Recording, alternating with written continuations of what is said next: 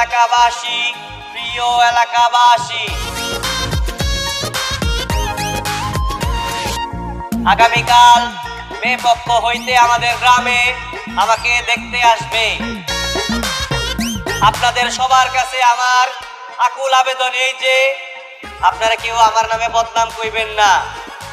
আমি আপনাদের কারো পাকা ধানে মই দেই নাই, অতএব আমার ক্ষতি করে আপনাদের কোনো লাভ নাই। আপনারা আমার নামে কোনো বদনাম করিবেন না।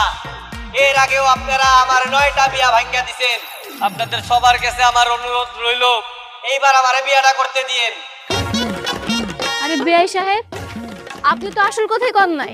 আসল কথা কন না। হ্যাঁ হ্যাঁ, কি কও তুমি বাসর ঘরের কথা? হ্যাঁ, বাসর ঘরের কথা কি মাইকে সিলাই সিলাই কোন দেবো? আরে আপনি যে বয়রা, আপনি এলাকাবাসী কন যে যেন পাত্রীপক্ষের কাছে না কয়, তাতে আপনি বিয়ে এমনি ভেঙে যাইবে। হাই হাই, আসল কথাটাই তো ভুলে গেছি। আপনি আমার বেন, আপনি আমার মারাত্মক বেন। Thank you.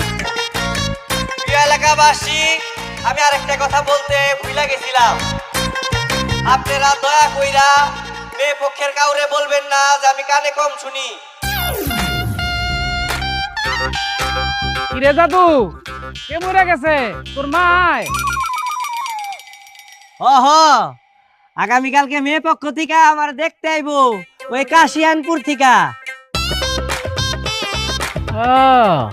জানা যা কখন? আগামীকালকে দুপুরে। আরে খুব কষ্টের কথা। তোর মা অনেক ভালো মানুষ আছিল। আরে কালা হইব কে? কি কইতাছেন? সুন্দর ফর্সা। আরে বিয়া করলে তো দেখতে পারবেন, আমি আপনার দাওয়াত করবো না, দেখা যাইন। আচ্ছা ঠিক আছে, জানা যা যামুনি। হ্যাঁ আচ্ছা ঠিক আছে। বিআই সাহেব, আমি তো জানতাম আপনি বয়রা আর আপনার ঘরে যারা আছে ওরা বয়রা।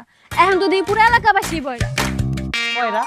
আরে কয়রা যাওয়া লাগবো না, এই এলাকাতে মাইকিং করলে হইব, কয়রা টয়রা যাওয়া লাগবো না, বুঝছো? প্রিয় এলাকাবাসী, আপনারা কেউ আমার বিরুদ্ধে উল্টাপাল্টা কথা কইলে আমার বিয়া ভাঙেন না, তাইলে কিন্তু এবার আমি আত্মহত্যা কইরা মইরা যাবো। প্রিয় এলাকাবাসী,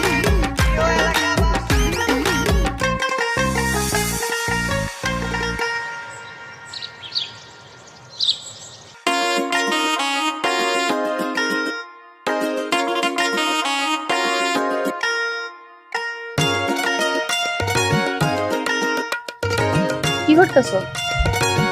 মাছ কাটি।